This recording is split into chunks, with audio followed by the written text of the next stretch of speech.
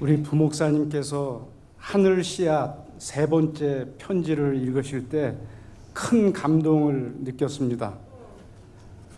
마치 사도 바울이 흩어져 있는 교회들 그리고 성도들을 향해서 애정을 갖고 구구절절 쓴 그런 내용이 와 닿았기 때문입니다. 자신의 목회 사역을 돌아보고 또 새롭게 준비하는 그 기간을 이 편지를 통해서 우리에게 잘 보여주고 있는 것 같습니다.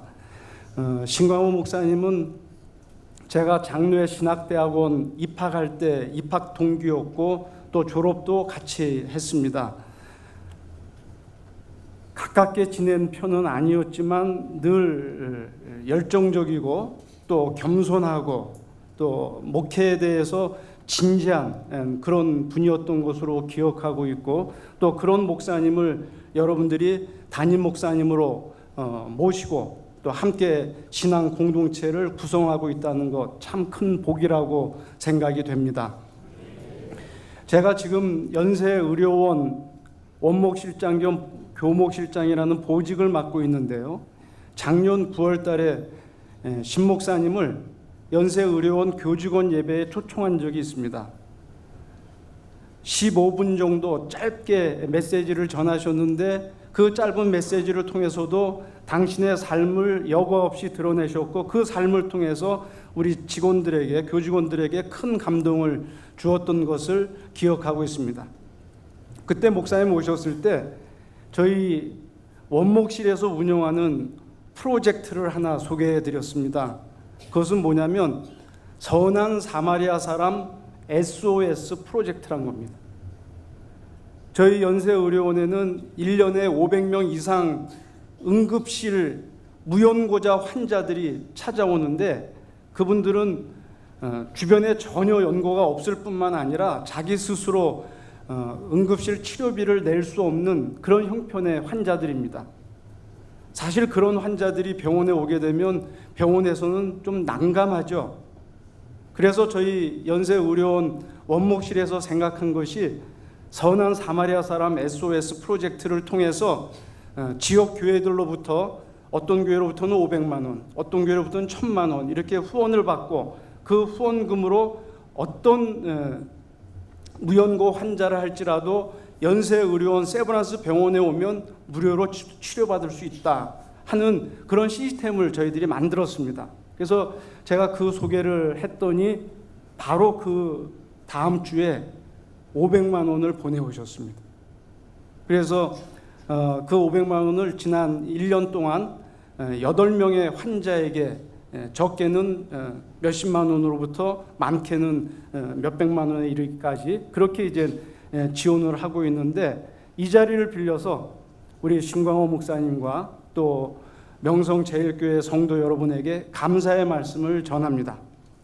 아울러서 앞으로도 계속 관심 갖고 또 지원을 해주시면 고맙겠다 하는 부탁의 말씀도 드립니다.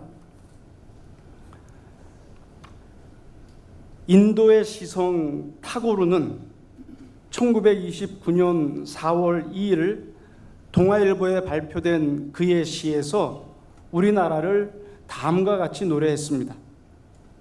일찍이 아시아의 황금 시기에 빛나던 등불의 하나 코리아, 그 등불 다시 한번 켜지는 날에 너는 동방의 밝은 빛이 되리라. 반도에 있는 나라로서 대륙 세력과 해양 세력의 틈바구니에서 수없이 많은 외침을 받았지만 스스로 주변 나라에 대해서 침략을 하지 않았던 나라, 흰옷을 즐겨 입고 가물을 즐길 줄 알았던 평화의 나라, 비록 일본 제국주의의 억압 아래 있었지만 언젠가 새날에 이르면 동방의 나라 코리아는 큰 빛을 발하게 될 것이라는 기대가 타고르의 시 속에 절절하게 담겨 있습니다. 우리 민족은 1910년 8월 22일에 조인되고 8월 29일에 발효된 한일 병탄에 의해서 국권을 상실한 이래로 억압과 수탈에 35년을 견뎌야 했습니다.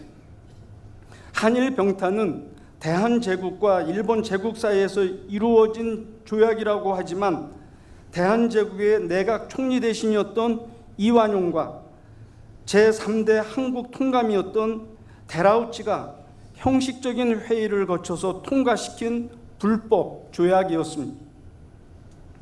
처음부터 강제적인 조약으로 출발했던 일본 제국주의는 우리 민족의 전통과 문화를 말살시키고자 모든 시도를 다했고, 우리 민족을 자신들의 2등 국민 또는 노예 국민으로 간주했을 뿐만 아니라 제2차 세계대전 중에는 우리의 재산과 인명을 그들 전쟁의 소모품처럼 사용을 했습니다. 1945년 8월 15일 일본 제국주의는 히로시마와 나가사키에 원자폭탄이 투하되자 무조건 항복했습니다. 드디어 우리 민족은 국권을 회복하고 해방의 기쁨을 누리는가 했는데, 해양 세력의 대표였던 미국과 대륙 세력의 대표였던 소련이 38선의 이남과 이북을 각각 분할 점령함으로써 질곡의 고통스러운 역사로 내몰리게 되었습니다. 이로 인해 우리 민족은 독립을 위한 일제하에서의 노력이나 기대와 달리 지배 세력만 대체했을 뿐이었고, 일본 제국주의의 잔재를 제대로 청산하기에는 역부족이었습니다. 그 결과 일제하, 친일, 앞잡이들과 그 후손들은 부와 권력을 은밀히 소유하고 또 넉넉히 누릴 수 있었지만, 독립투사들과 그 후손들은 상응한 대우는커녕 절대 빈곤 가운데서 힘겹게 살아야만 했습니다. 1950년 6월 25일 한국 전쟁이 발발했습니다. 외형적으로는 북한의 남침이 전쟁의 1차적인 원인이었지만, 자본주의 국가의 대표 주자였던 미국과 사회주의 국가의 종주국이었던 소련 사이에 전개되었던 이데올로기 갈등과 냉전이 숨겨진 원인이었습니다. 동족 상잔의 한국 전쟁은 제2차 세계대전의 패전국으로서 적당한 시기를 기다리던 일본에게는 부활의 기회가 되었지만, 전쟁 당사자였던 우리 민족에게는 엄청난 피해였습니다. 한반도의 국토 전체가 황폐화되었고 주요 산업시설이 파괴되었으며 250만 명의 사상자와 20만 명의 전쟁 미망인, 10만 명이 넘는 전쟁 고아들과 1천만 명이 넘는 이산 가족들이 발생했기 때문입니다. 1953년 7월 27일 정전협정과 함께 한국 전쟁이 끝난 것이라고 생각하는 분들이 많이 계시지만, 아직 종종선언과 평화협정으로 이어지지 않은 한국 전쟁은 한반도에서 여전히 지속되고 있는 전쟁입니다. 한국 전쟁까지 경험한 우리 민족은 남한은 북한에 대해서, 북한은 남한에 대해서 원수가 되어 서로 괴뢰라고 비난하는 가운데 적대적인 관계 속에서 살아가고 있습니다. 뿐만 아니라 남북의 정권들은 분단 상태를 정략적으로 악용해서 독재 권력을 견고히 하는 도구로서 활용했습니다. 이처럼 분단은 상대의 위협을 운운하며 권력을 향유하던 남북 각각의 독재 권력자들에게 불이한 권력을 정당화해주는 그런 기회가 되었고, 정권의 실책을 변명할 수 있는 아주 좋은 구실이 되었습니다. 지난 71년 동안 한국교회는 분단 질곡의 역사 속에서 분단의 아픔을 해소하는 데 기여한 측면보다는 분단의 아픔을 강화한 부끄러운 측면이 있습니다. 한국교회는 일제의 잔재를 제대로 청산하도록 도전하지를 못했고, 오히려 반공 이데올로기의 선봉자가 되었으며, 독재 정권들에 대해서는 예언자적인 비판을 하지 못했습니다. 또한 한국교회는 삼박자 구원식의 천박한 자본주의를 부추겼고, 교회의 사분 오열과 함께 이웃과 사회에 대한 교회의 공적인 책임을 소홀히 했습니다. 분단 71년의 세월은 결코 짧지 않은 기간입니다. 바벨로니아의 포로로 잡혀갔던 이스라엘 백성들에게 70년은 본토로 귀환해서 성전과 성벽을 재건하며 민족의 새로운 꿈을 꿀 수 있었던 기간입니다. 그러나 우리 민족은 일제하 35년, 분단 71년, 합해서 106년이 지나도록 민족의 꿈을 차단당한 채 살아가고 있습니다. 안타까운 불행의 연속입니다. 구약 성경을 보면 역사를 주관하시는 하나님께서는 이집트의 억압과 수탈 아래 고통당하던 이스라엘 민족의 외침을 외면치 않으셨고, 그 일환으로 모세를 이스라엘의 해방자로 세우셨습니다. 신약 성경에 의하면 하나님께서는 죄악 가운데 신음하는 인류를 구원하기 위해서 친히 임마누엘의 하나님으로 세상에 오셨고, 예수께서는 당신의 사명을 이사야의 글을 인용하며 이렇게 선포하셨습니다. 주의 성령이 내게 임하셨으니 이는 가난한 자에게 복음을 전하게 하시려고 내게 기름을 부으시고 나를 보내사 포로된 자에게 자유를, 눈먼 자에게 다시 보게 함을 전파하며 눌린 자를 자유롭게 하고 주의 은혜의 해를 전파하게 하려 하심이라.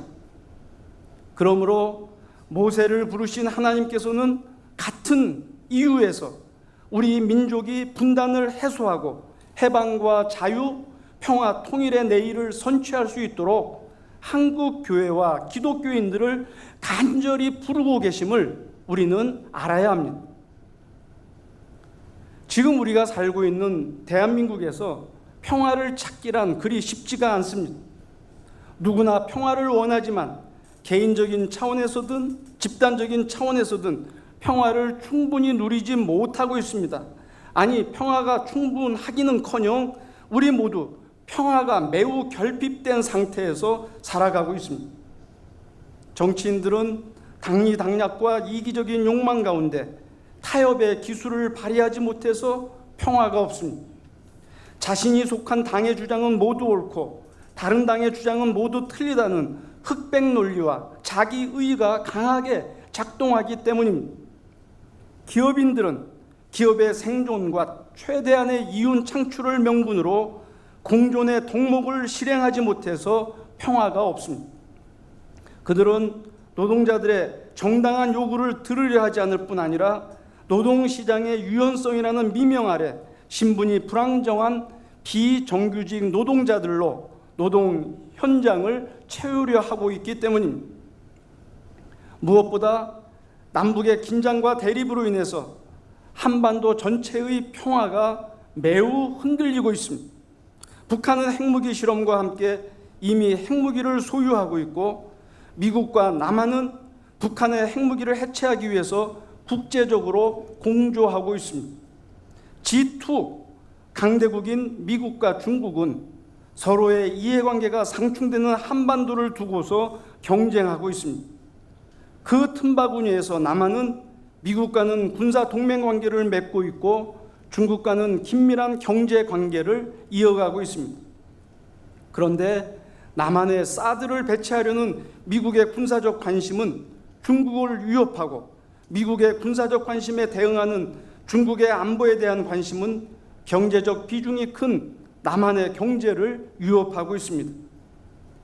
이러한 상황에서 한반도는 동북아시아의 평화와 세계 평화에 대해서 큰 위기를 초래할 진원지로서 한순간에 전락할 처지에 놓여 있습니다.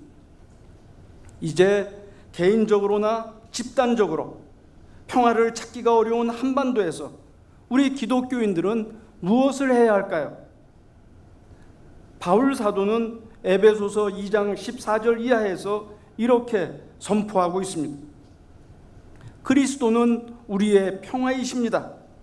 그리스도께서는 유대 사람과 이방 사람이 양쪽으로 갈라져 있는 것을 하나로 만드신 분이십니다. 그분은 유대 사람과 이방 사람 사이를 가르는 담을 자기 몸으로 허무셔서 원수된 것을 없애시고 여러 가지 조문으로 된 계명의 율법을 폐하셨습니다. 그분은 이 둘을 자기 안에서 하나의 새 사람으로 만들어서 평화를 이루시고 원수된 것을 십자가로 소멸하시고 이 둘을 한 몸으로 만드셔서 하나님과 화해시키셨습니다. 그분은 오셔서 멀리 떨어져 있는 여러분에게 평화를 전하셨으며 가까이 있는 사람들에게도 평화를 전하셨습니다. 사람들을 화해시키기 위해서 십자가에서 돌아가신 예수 그리스도께서 부활하신 후 여인들을 만나셨을 때 처음으로 하신 말씀은 너희가 평안하냐라는 질문이셨고, 제자들을 만나셨을 때 하신 말씀은 너희에게 평화가 있을지어다 라는 축복의 말씀이었습니다. 예수 그리스도께서 우리에게 전한 복음은 평화였고, 평화를 전한 예수 그리스도는 우리에게 복음 그 자체가 되셨습니다. 그러므로 우리 기독교인들은 자기 삶의 자리에서 평화의 복음을 수용하고 평화를 만드는 자로서 살아가야 할 것입니다. 내일은 광복 71주년을 맞이하는 날입니다. 어제 광복절 특사가 있었습니다. 사면된 사람들에게 광복 71주년은 자유를 얻게 된 특별한 날로 기억될 것입니다. 하지만 남북한 대부분의 사람들에게 남북관계가 오히려 악화된 상태에서 광복절이 의미 없이 그냥 지나가는 날이 된다고 하면 매우 안타까운 일이 될 것입니다. 그러므로 우리 기독교인들만이라도 평화로운 남북관계와 진정한 평화를 만들기 위해서 어떤 길을 걸어야 할지 진지하게 고민하고 평화를 만드는 사람들로 거듭나는 그런 날이 되면 좋겠습니다. 이 시간 저는 우리 기독교인들이 각자 처한 삶의 자리에서 평화를 만들기 위해서 어떤 길로 나아가야 할지를 4가지 측면에서 함께 생각해 보려고 합니다. 첫째로, 우리 기독교인들은 평화를 만들기 위해서 십자가의 길로 나아가야 합니다. 세상의 보통 사람들은 나를 살리기 위해서 수많은 너를 죽이려고 합니다. 나만 잘 먹고 잘 살 수 있는 길이라고 하면 나 아닌 너는 죽어도 좋다는 것입니다. 너는 나를 위한 희생물이 되어야 하고 나를 위한 도구나 디딤돌이 되어야 한다라는 식입니다. 그런데 수많은 너는 그리 호락호락하지 않습니다. 수많은 너 역시 나를 포함한 다른 수많은 너를 죽이려는데 주저하지 않고 있기 때문입니다. 그 결과 나와 너와 나의 관계는 긴장과 갈등, 대립과 투쟁으로 이어질 수밖에 없습니다. 더욱이 세상의 악한 사람들은 너가 자기 마음대로 나를 위해서 죽어주지 않으니 너 죽고 나 죽자고 덤벼듭니다. 나 혼자 죽기는 억울하다는 막가빠식의 그런 태도입니다. 요즘 세계 도처에서 벌어지는 테러범들의 모습이 바로 막가빠식의 모습이라고 말할 수 있습니다. 그러나 우리 주님 예수 그리스도께서 세상에 대해서 보여주신 십자가의 길은 보통 사람들이 보여주고 있는 삶의 방식과는 정반대입니다. 수많은 너를 위해서 나를 죽이는 그런 길을 걷고 계십니다. 너를 살릴 수 있는 경우라면 나를 죽이는 것도 좋다라는 것입니다. 나는 스스로 너를 위한 희생물이 되고 너를 위한 도구와 디딤돌이 되어서 나를 너에게 기꺼이 내어주겠다라는 것이 바로 예수님께서 우리에게 보여주신 십자가의 길이었습니다. 예수님께서 가르치신 말씀 가운데 황금률이라고 지칭되는 말씀이 있습니다. 무엇이든지 남에게 대접을 받고자 하는 대로 너희도 남을 대접하라. 이 말씀입니다. 이 말씀을 황금률이라고 지칭하는 이유는 금같이 귀한 삶의 고고한 원칙이 되고 있기 때문입니다. 그런데 우리는 이 황금률을 조건적인 원칙인 것처럼 종종 오해할 때가 있습니다. 내가 다른 사람에게 대접을 받고 싶은데 그 사람이 나에게 대접할 생각을 전혀 안 해요. 그러면 내가 먼저 대접하면 저 사람이 감동을 받고 인지상정, 언젠가는 나에게 대접할 것이다, 이런 뉘앙스를 우리가 생각하고 있습니다. 그러나 그거는 이 본래의 말씀의 의도를 오해하고 있는 거예요. 내가 다른 사람에게 대접을 받고 싶은 바로 그 방식으로 내가 남을 대접하라는 겁니다. 여기에는 그 사람이 나에게 대접을 해야 된다라는 조건이 없습니다. 그 사람은 나에게 전혀 대접을 안 한다 할지라도 나는 그에게 최선을 다해서 대접한다는 그 말씀이 이 말씀 속에는 담겨져 있습니다. 그런데 황금률보다 단계가 더 높은 삶의 최고 원칙이 있는데 바로 이것이 예수님께서 우리에게 보여주신 너를 위해서 나를 죽이는 십자가의 길인 것입니다. 십자가의 길만이 세상에서 모든 폭력을 멈추게 하는 유일한 길이 될 수가 있습니다. 그러므로 우리 기독교인들은 다른 수많은 너에게 십자가의 길을 걸으라고 요구하거나 기대할 것이 아니라 나 스스로 수많은 너의 태도와 상관없이 십자가의 길을 자발적으로 걸어가야 할 것입니다. 우리 기독교인들이 진정 십자가의 길로 나아간다고 하면 우리 삶의 자리에서, 우리 가정과 일터에서 긴장과 갈등은 해소되고 대립과 투쟁 역시 중단되며 진정한 평화가 싹트오르게 될 것입니다. 둘째로 우리 기독교인들은 평화를 만들기 위해서 원수 사랑의 길로 나아가야 합니다. 마태복음 5장 43절 이하를 보면 예수님께서 원수 사랑이 무엇인지를 말씀하고 계십니다. 내 이웃을 사랑하고 내 원수를 미워하라 하였다는 것을 너희가 들었으나 나는 너희에게 이르노니 너희 원수를 사랑하며 너희를 박해하는 자를 위하여 기도하라. 이같이 한즉 하늘에 계신 너희 아버지의 아들이 되리니 이는 하나님이 그 해를 악인과 선인에게 비추시며 비로 의로운 자와 불의한 자에게 내려주심이라. 너희가 너희를 사랑하는 자를 사랑하면 무슨 상이 있으리요? 세리도 이같이 아니하느냐? 또 너희가 너희 형제에게만 무난하면 남보다 더하는 것이 무엇이냐?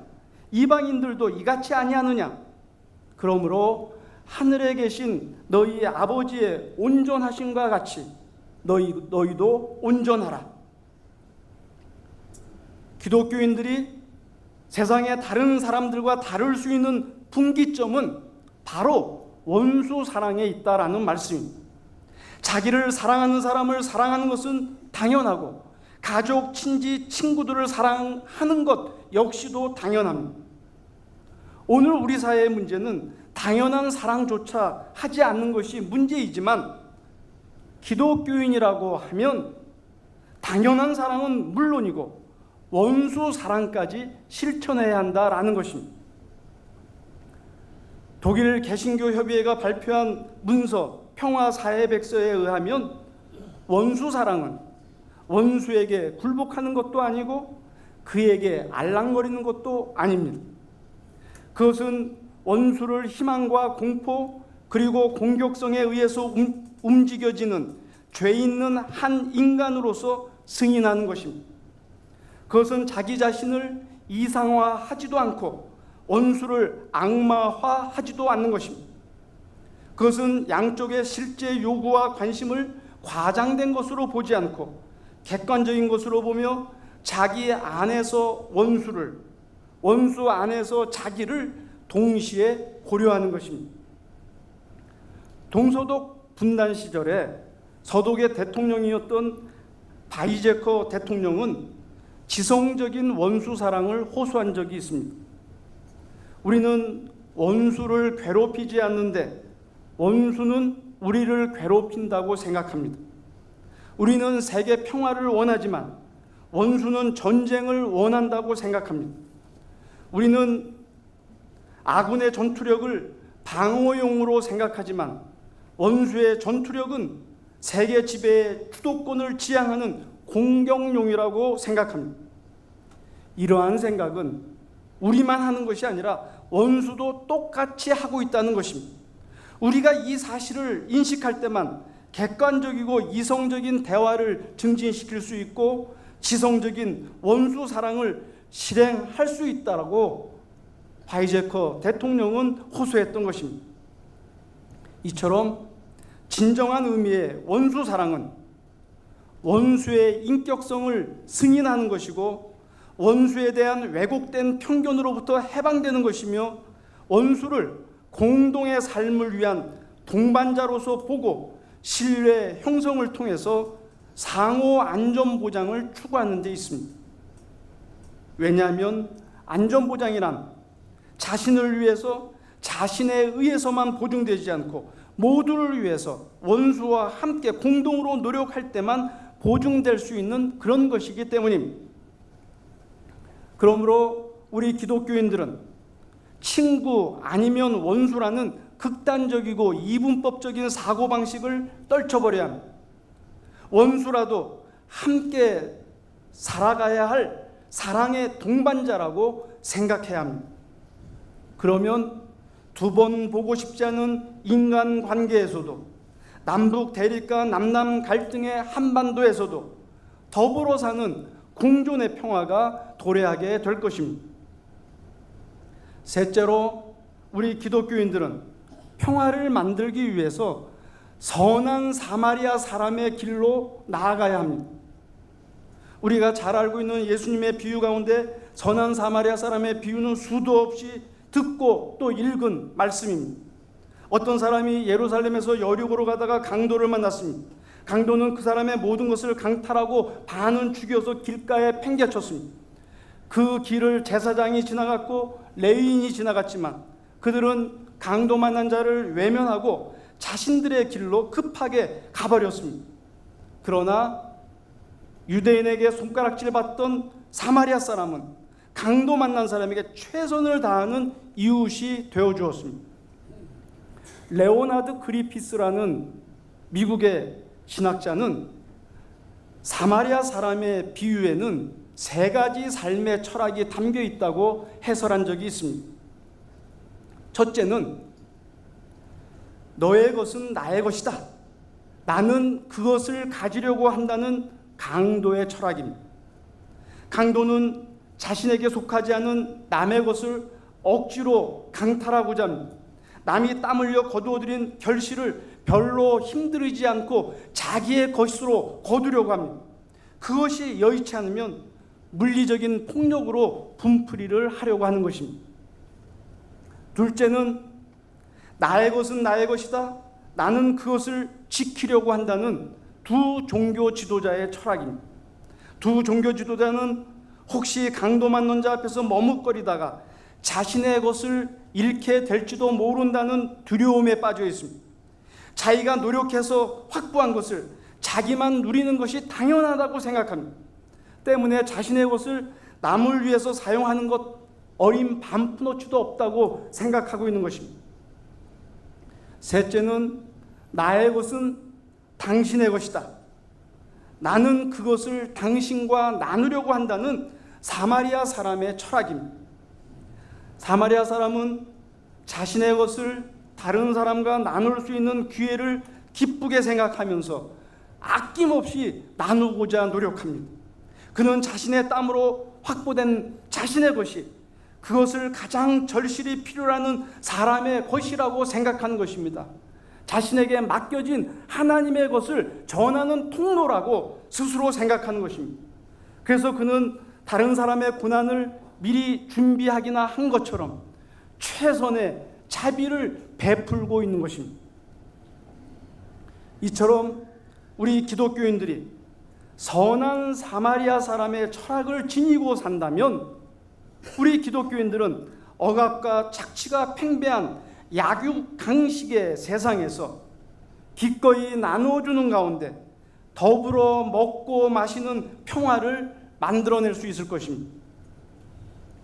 끝으로 우리 기독교인들은 평화를 만들기 위해서 일상생활 가운데서 평화를 살아내는 길로 나아가야 합니다. 가톨릭 신자인 박노해 시인의 시 가운데 평화 나누기라는 제목의 시가 있습니다. 이 시에 의하면 평화 나누기란 일상에서 작은 폭력을 거부하며 사는 것, 세상과 타인을 비판하듯 내 안을 잘 들여다보는 것, 현실에 발을 굳게 딛고 마음의 평화를 키우는 것, 경쟁하지 말고 각자 다른 역할이 있음을 인정하는 것, 일을 더 잘하는 것만이 아니라 더 좋은 사람이 되려는 것, 좀 더 친절하고 더 잘 나누며 예의를 지키는 것, 전쟁의 세상에 살지만 전쟁이 내 안에 살지 않도록 하는 것, 총과 폭탄 앞에서도 온유한 미소를 잃지 않는 것, 폭력 앞에 비폭력으로 그러나 끝까지 저항하는 것, 전쟁을 반대하는 전쟁을 하는 것이 아니라 따뜻이 평화의 씨앗을 눈물로 심어가는 것, 이렇게 말하고 있습니다. 우리가 신앙하는 기독교 신앙은 인간 삶의 모든 자리에서 일관되게 작동해야 하는 생활 신앙입니다. 우리는 흔히 신앙생활이라고 표현하잖아요. 가정생활, 학교생활, 직장생활, 사회생활, 그리고 신앙생활. 이쯤 되면 신앙생활은 여러 가지 삶의 영역이 있는데 그 중에 하나 또 하나 선택한 생활 영역처럼 그렇게 오해할 소지가 있습니다. 우리의 신앙은 가정생활에서도 꽃을 피워야 하고 직장생활에서도 꽃을 피워야 하고 학교생활, 사회생활, 우리가 처한 모든 삶의 영역에서 꽃을 피워야 하는 것입니다. 신앙이 우리 삶의 에너지가 돼야 되고 우리 삶의 궁극적인 방향이 돼야 되고 우리 삶의 구체적인 방식이 되어야 하는 것입니다. 마찬가지로 평화 역시 인간 삶의 모든 자리에서 그리고 일상적인 생활 가운데서 일관되게 작동해야 하는 하나님의 선물이 되어야 할 것이고 우리 삶의 덕목이 되어야 할 것입니다. 그러므로 우리 기독교인들에게 사고의 바탕이 평화가 되어야 하고 삶의 궁극적인 목적이 평화가 되어야 하고 살아가는 삶의 일상적인 방식 역시 평화가 되어야 하는 것입니다. 그리 될 때 우리 기독교인들은 언제 어디서나 하나님 나라의 평화에 아주 가까운 참된 평화를 경험하면서 살아갈 수 있을 것입니다. 사랑하고 존경하는 명성교회, 명성제일교회 성도 여러분, 여러분은 지금 평화를 맛보면서 누리면서 살고 계십니까? 지금 예수님께서 너희가 평안하냐? 라고 질문하신다면 여러분은 우리가 평안합니다. 평화를 누리고 있습니다. 라고 자신 있게 대답할 수 있습니까? 바울 사도는 골로새서 3장 10절 이하에서 모든 사람은 그리스도 안에서 구분이 없다고 선언하면서 기독교인들은 평화를 위하여 부르심을 받았기 때문에 서로 용납하고 용서하며 사랑할 것을 간절한 심정으로 권면하고 있습니다. 새 사람을 입으십시오. 이 새 사람은 자기를 창조하신 분의 형상을 따라 끊임없이 새로워져서 참 지식에 이르게 됩니다. 거기에는 그리스도인과 그리스인과 유대인도, 할례받은 자와 할례받지 않은 자도, 야만인도 수구디아인도, 종도 자유인도 없습니다. 오직 그리스도만이 모든 것이며 모든 것 안에 계십니다. 그러므로 여러분은 하나님의 택하심을 입은 사랑받는 거룩한 사람답게 동정심과 친절함과 겸손함과 온유함과 오래 참음을 옷 입듯이 입으십시오. 누가 누구에게 불평할 일이 있더라도 서로 용납하여 주고 서로 용서하여 주십시오. 주님께서 여러분을 용서하신 것과 같이 여러분도 서로 용서하십시오. 이 모든 것 위에 사랑을 더하십시오. 사랑은 완전하게 묶는 띠입니다. 그리스도의 평화가 여러분의 마음을 지배하게 하십시오. 이 평화를 누리도록 여러분은 부르심을 받아 한 몸이 되었기 때문입니다. 우리 기독교인들이 그리스도의 사랑으로 형제 자매가 되어 서로의 있는 그대로를 용납하고 과거의 잘잘못을 용서한다면 언제 어디서나 평화를 만들 수 있고 또 누릴 수 있을 것입니다. 그리고 형제 자매의 아름다운 동거를 우리 삶의 자리마다 이루어낼 수 있을 것입니다. 특별히 긴장과 갈등의 한반도에서 남북한의 아름다운 동거와 평화 통일의 날을 이끌어낼 것입니다. 광복절 71주년을 맞이하며 평화가 없는 우리의 일상생활 가운데서 전쟁의 위협 가운데 있는 우리의 한반도에서 평화를 만들기 위해 평화의 길로 기꺼이 나아가는 또 앞장서는 성도 여러분 한 분 한 분이 되시길 살아계신 예수 그리스도의 이름으로 축원합니다. 기도하시겠습니다.